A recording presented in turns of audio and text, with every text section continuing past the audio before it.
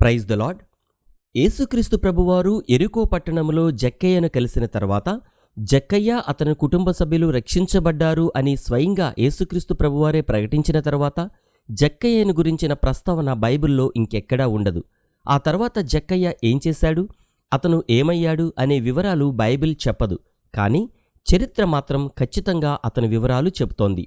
ఈ వీడియోలో జక్కయ్య గురించి ఇప్పటి వరకు ఎవ్వరూ చెప్పని విషయాలు మీకు చెప్పబోతున్నాను.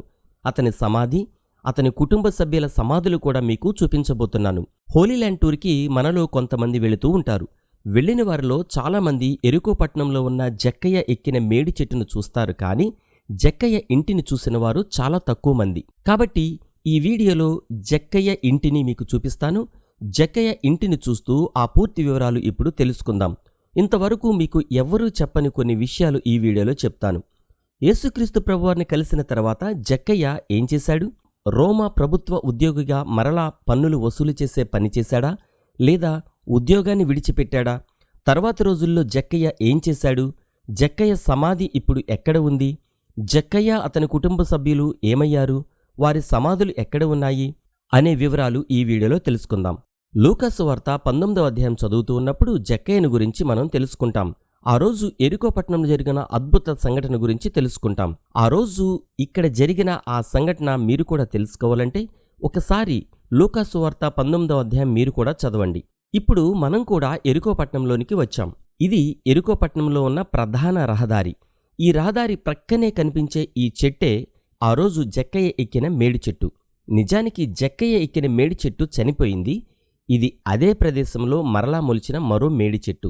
బైబిల్లో ఆయన ఈ దారి వెంట వెళుతూ ఉండగా ఒక మేడి చెట్టుపై జక్కయ్య కనిపించాడు అని వ్రాయబడి ఉంది కదా. బైబిల్లో ఏ విధంగా వ్రాయబడి ఉందో ఇక్కడ సరిగ్గా అలాగే ఉంది. ఆ రోజు ప్రభువారు ఈ దారి వెంట వస్తూ ఉన్నారు. అప్పటికే ఆయన ఎన్నో అద్భుతాలు చేశారు కాబట్టి ఆయనను చూడడానికి, ఆయన ద్వారా స్వస్థత పొందడానికి వేల మంది ప్రజలు ఆయనను వెంబడిస్తూ ఉన్నారు. జక్కయ్య అనే ఒక వ్యక్తి ఆయన చేసే అద్భుతాల గురించి, ఆయన గొప్పతనాన్ని గురించి విన్నాడు. జక్కయ్య ప్రజల వద్ద పన్నులు వసూలు చేసే ఒక ట్యాక్స్ ఆఫీసర్, రోమా ప్రభుత్వ అధికారి. ప్రజల వద్ద పన్నులు వసూలు చేయడంలో చాలా కఠినంగా ప్రవర్తించేవాడు. అంతేకాదు, ప్రజలు చెల్లించవలసిన అస్సలు పన్ను కన్నా ఎక్కువే వసూలు చేసేవాడు. కాబట్టి జక్కయ్య అంటే ప్రజలలో చాలా కోపం ఉంది. అతను కనబడగానే అతన్ని ప్రజలు అసహ్యించుకునేవారు. జక్కయ్యతో మాట్లాడడానికి ప్రజలు అస్సలు ఇష్టపడేవారు కాదు. అతన్ని ఒక పాపిగా పరిగణించేవారు. జక్కయ్య సమాజానికి ఒక చీడపురుగు అని, ప్రజల రక్తాన్ని పీల్చే ఒక జలగా అని అందరూ అతన్ని అసహ్యించుకునేవారు.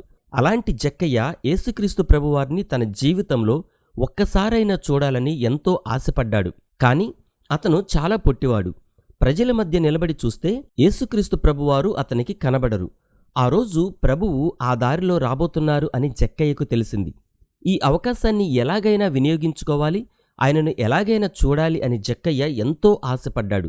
వెంటనే అతనికి ఒక మంచి ఆలోచన వచ్చింది. యెరికో పట్టణంలోనికి ఎవ్వరు వచ్చినా ఆ ప్రధాన రహదారి గుండానే వస్తారు. ఈ దారిలో ఒక పెద్ద మేడి చెట్టు ఉంది. తను వెళ్లి ఈ మేడి చెట్టు ఎక్కినట్లయితే ఈ దారిలో రాబోయే యేసుక్రీస్తు ప్రభువారిని తను చూడగలడు.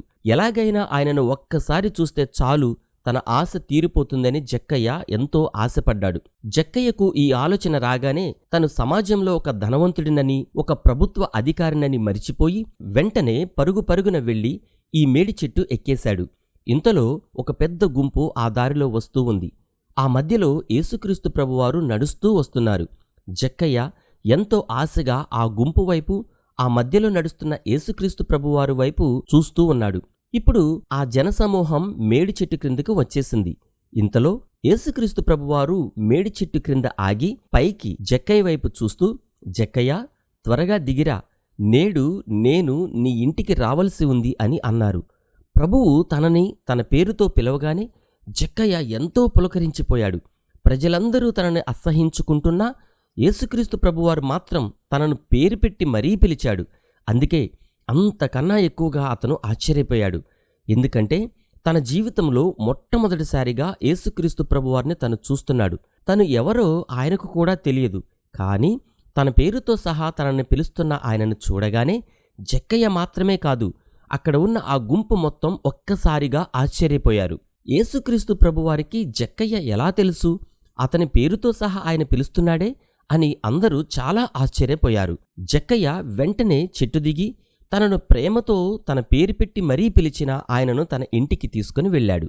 ఇప్పుడు మనం కూడా జక్కయ్య ఇంటికి వెళ్దాం. జక్కయ్య ఇల్లు ఇక్కడికి చాలా దగ్గరగా ఉంది. మేము బస్సులోనే అక్కడికి వెళ్తున్నాం. అదిగో జక్కయ్య ఇంటికి వచ్చేశాం. ఇప్పుడు అక్కడ జక్కయ్య ఇంటి పునాదులపై ఒక చర్చ్ కట్టారు. ఇదిగో మనకు కనిపిస్తూ ఉందే, ఈ చర్చ్ క్రిందే ఆ రోజుల్లో జక్కయ్య విలాసవంతమైన ఇల్లు ఉండేది. ఇదిగో ఇదే జక్కయ్య ఇంటిపై కట్టిన చర్చ్.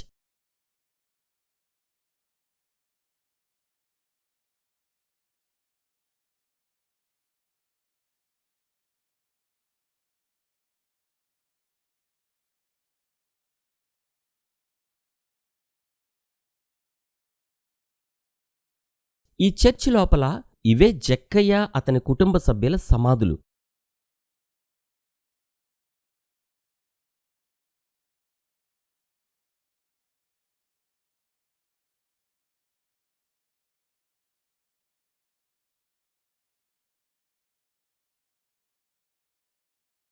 క్రిందికి వెళ్ళడానికి దారి ఉంది, కానీ ఇప్పుడు మేమందరం క్రిందికి వెళ్ళి ఆ సమాధులను చూసి పైకి వచ్చేంత సమయం లేదు.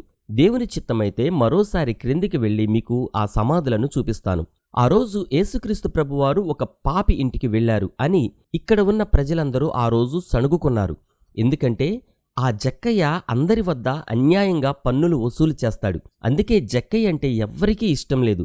అలాంటి వ్యక్తి ఇంటికి యేసుక్రీస్తు ప్రభువారు స్వయంగా తనే వెళ్లడం ప్రజలందరికీ నచ్చలేదు. కాని జక్కయ్య మాత్రం ఎంతో సంతోషపడిపోతున్నాడు. యేసుక్రీస్తు ప్రభువారు యందు ఎంతో కృతజ్ఞతాభావంతో ఆయనను తన ఇంటికి తీసుకుని వెళ్ళాడు. లూకా సువార్త 19వ అధ్యాయంలో యేసు ప్రభువారు ఆయన సంచరించుచు యెరికో పట్టణంలో ప్రవేశించారు. ఇప్పుడు మనం ఉన్నది యెరికో పట్టణం కదా.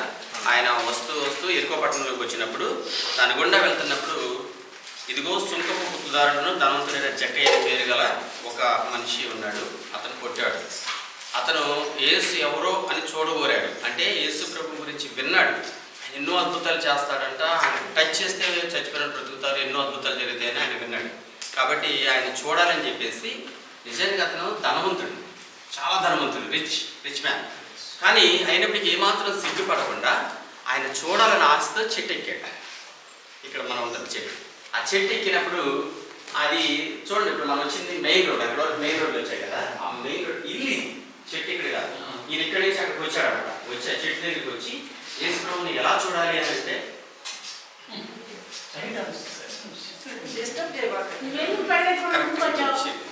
యేసు ప్రభు ఎవరో నేను చూడాలి అని ఆయన ఎంతో ఆశపడి చెట్టు ఎక్కాడు. కొట్టాడు కాబట్టి చెట్టు ఎక్కేటప్పటికి యేసు ప్రభు అతని మనసు తెలుసుకున్నాడు. అక్కడికి వచ్చి జక్కయ్య త్వరగా దిగిరా అన్నాడు.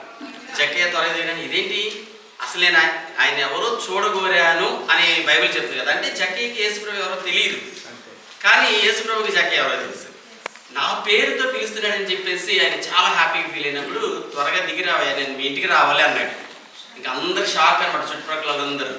సరే ఆయన తీసుకెళ్ళాడు. వెళ్ళేటప్పటికి జక్కయ్య ఇల్లు ఇది, ఇక్కడికి వచ్చాడు ఆయన. యేసు ప్రభు వారు డైరెక్ట్గా ప్రత్యక్షంగా ఈ ఇంటికి వచ్చారు. ఇక్కడికి వచ్చిన తర్వాత ఆయన వెంటనే ఎప్పుడైతే యేసు ప్రభు వారు ఇంట్లోకి ప్రవేశించాడో జక్కయ్య హృదయం మారిపోయింది. ఒక్కసారి యేసుక్రీస్తు ప్రభువారు జక్కయ్య ఇంటికి రాగానే జక్కయ్యలో అనూహ్యమైన మార్పు వచ్చింది. ప్రభువా, నేను చాలామంది వద్ద అన్యాయంగా డబ్బులు వసూలు చేశాను. నేను ఎవరి వద్ద అయితే అన్యాయంగా డబ్బులు వసూలు చేశానో వారికి తిరిగి 4 రెట్లు చెల్లిస్తాను అని పశ్చాత్తాపంతో జక్కయ్య ప్రభువుతో చెప్పింది ఇక్కడే. జక్కయ్య చెప్పిన మాట వినగానే ప్రభువు నవ్వుతూ ప్రేమగా జక్కయ్యను చూస్తూ, ఇతను కూడా అబ్రహాము కుమారుడే, ఎందుకంటే ఈరోజు ఈ ఇంటికి రక్షణ వచ్చింది అని స్వయంగా ప్రభువే ప్రకటించిన ప్రదేశం ఇదే. జక్కయ్య అతని కుటుంబం ప్రభువు మాట చేత రక్షించబడిన ఈ ఇంటిలో ఇప్పుడు మనం కూడా ఉన్నాం. యెహోషువ ప్రవక్త కాలంలో ఇదే యెరికో పట్టణంలో దేవుని ద్వారా రాహాబు అనే ఒక వేశ్య రక్షించబడితే, ఇప్పుడు స్వయంగా యేసుక్రీస్తు ప్రభువారి ద్వారా జక్కయ్య అతని కుటుంబ సభ్యులు రక్షించబడ్డారు. ఆ తర్వాత రోజులలో జక్కయ్య యేసుక్రీస్తు ప్రభువారి గురించి అనేక మందికి చెబుతూ యేసుక్రీస్తు ప్రభువారి శిష్యుడిగా, దేవుని సేవకుడిగా మారిపోయాడు. యేసుక్రీస్తు ప్రభువారి గురించి చాలా గొప్ప పరిచర్య చేశాడు. తర్వాత రోజులలో జక్కయ్య రోమా ప్రభుత్వపు ఉద్యోగానికి రాజీనామా చేశాడు. సిజరియా మారిటిమాలో, అంటే కైసరియా అనే పట్టణంలో దేవుని పరిచర్య చేశాడు. యేసుక్రీస్తు ప్రభువారి గురించి సువార్త ప్రకటించాడు. మొదటి తరం క్రైస్తవులకు మంచి నాయకుడయ్యాడు, ఆదర్శవంతుడయ్యాడు. ఇది సహించలేని కొందరు యూదుల పెద్దలు, యాజకులలో కుట్రదారులు జక్కయ్యపై కూడా కుట్రలు పన్నారు. యేసుక్రీస్తు ప్రభువారి శిష్యులపై కుట్రలు పన్నినట్లుగా జక్కయ్యపై కూడా కుట్రలు పన్నారు. జక్కయ్యను అతని కుటుంబ సభ్యులను సమాజంలో కలవనివ్వలేదు. అయినప్పటికీ జక్కయ్య ఏమాత్రం భయపడకుండా యేసుక్రీస్తు ప్రభువారి గురించి ఇంకా ఎక్కువ పరిచర్య చేశాడు. కొంతకాలం తర్వాత జక్కయ్య భార్య చనిపోయింది. ఆమెను సమాజంలో అందరి సమాధులలో సమాధి చెయ్యనీయలేదు. జక్కయ్య ఏమాత్రం భయపడలేదు. అతను ధనవంతుడు కాబట్టి తన భార్యను తన ఇంటి వద్దే సమాధి చేయించాడు. ఆ తర్వాత జక్కయ్య యేసుక్రీస్తు ప్రభువారి గురించి కైసరియా పట్టణంలో చాలా అద్భుతమైన పరిచర్య చేశాడు. ఒకరోజు జక్కయ్య కైసరియా పట్టణంలోనే చనిపోయాడు. అక్కడి నుండి జక్కయ్యను ఎరికోలో ఉన్న అతని ఇంటికి తీసుకుని వచ్చి ఇక్కడే అతన్ని కూడా సమాధి చేశారు. జక్కయ్య కుటుంబ సభ్యులు చనిపోయాక వారి సమాధులను సమాజంలోని ఇతర వ్యక్తుల సమాధులలో సమాధి చేయనీయలేదు.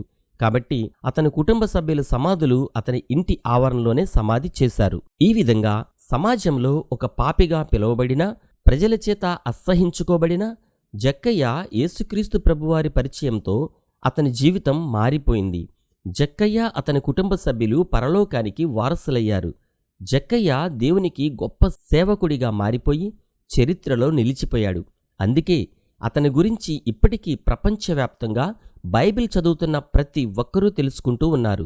యేసుక్రీస్తు ప్రభువారి ఒక్క మాటతో జక్కయ్య మరియు అతని కుటుంబ సభ్యులు రక్షించబడ్డారు. జక్కయ్య అబ్రహాము కుమారుడని, అబ్రహాము సంతానమని స్వయంగా యేసుప్రభువారే తన నోటితో చెప్పడం సాధారణమైన విషయం కాదు. జక్కయ్యను ఆదర్శంగా తీసుకొని మనం కూడా అబ్రహాము కుమారులని దేవుని చేత పిలిపించుకోవడానికి ఇప్పటి నుండి ప్రయత్నించాలి.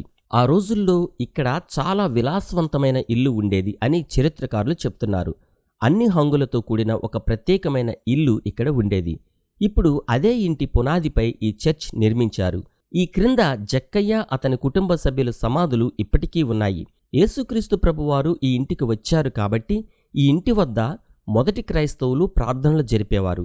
ఆ తర్వాత కాలక్రమేణా ఇక్కడ క్రైస్తవులు దేవుని ఆరాధించడం అలవాటుగా మారింది.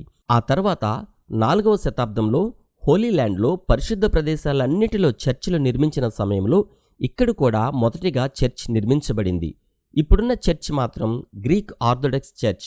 ఇది 20వ శతాబ్దపు ప్రారంభంలో కట్టబడిన చర్చ్. ఈ చర్చ్ క్రింద ఉన్న పునాదులను పరిశీలిస్తే ఆనాటి ఇటుకలు, ఆనాటి నిర్మాణ శైలి కనిపిస్తాయి. ఈ చర్చ్ను 4వ శతాబ్దం నుండి రక్షిస్తూ ఉన్నారు. కాబట్టి ఇక్కడ కనిపిస్తున్న ఈ చర్చ్ క్రింద ఉన్న పునాదులు ఈనాటివి కావు. మొదటి క్రైస్తవులు ఇక్కడ దేవుణ్ణి ఆరాధించారు అని చరిత్రకారులు విశ్వసిస్తున్నారు. జక్కయ్య ఎంతో ధనవంతుడైనప్పటికీ, ఒక ప్రభుత్వ ఉద్యోగి అయినప్పటికీ ఏమాత్రం సిగ్గుపడకుండా యేసుక్రీస్తు ప్రభువారిని చూడడానికి ఒక చెట్టు ఎక్కాడు. అది గమనించిన యేసుక్రీస్తు ప్రభువారు తనే స్వయంగా అతని వద్దకు వెళ్లి అతన్ని పేరు పెట్టి పిలిచి అతనిని అతని కుటుంబం వారిని రక్షించారు, పరలోక వారసులుగా చేశారు. ఈరోజు మనం కూడా ప్రభువును పొందాలని ఆశపడితే ప్రభువు మనల్ని కూడా తప్పకుండా రక్షిస్తారు. నీవు దేవుని కోసం ఒక్క అడుగు ముందుకు వేస్తే దేవుడు నీకోసం ఎంతో ముందుకు వస్తారు. నిన్ను, నీ కుటుంబాన్ని రక్షిస్తారు. ప్రార్థన. ప్రభువా, యేసయ్యా, మీరు లోకరక్షకుడు, మీకు వందనాలు.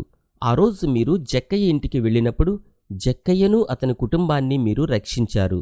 జక్కయ్యను అబ్రహాము కుమారుడని మీ నోటితో పిలిచారు.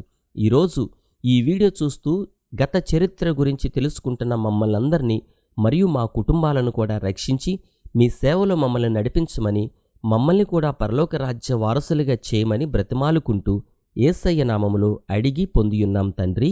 ఆమెన్. ఈ వీడియో మీకు నచ్చితే కనీసం కొందరికైనా షేర్ చేయండి. మార్చి నెల చివరి వారంలో లేదా ఏప్రిల్ నెలలో ఉన్న 10 రోజుల హోలీల్యాండ్ టూర్లో మీరు కూడా పాల్గొనాలంటే, మీరు కూడా ఇక్కడికి వచ్చి ఈ పరిశుద్ధ ప్రదేశాలన్నీ సందర్శించాలంటే వెంటనే మాకు ఫోన్ చేసి మీ టికెట్ ఇప్పుడే బుక్ చేసుకోండి. ఇలాంటి మరెన్నో వీడియోలు మీకు అందించులాగన దయచేసి మా కుటుంబం కోసం ప్రార్థించండి. మరో వీడియోతో మళ్ళీ కలుద్దాం. Praise the lord. మీ బ్రదర్ బెన్హర్ బాబు.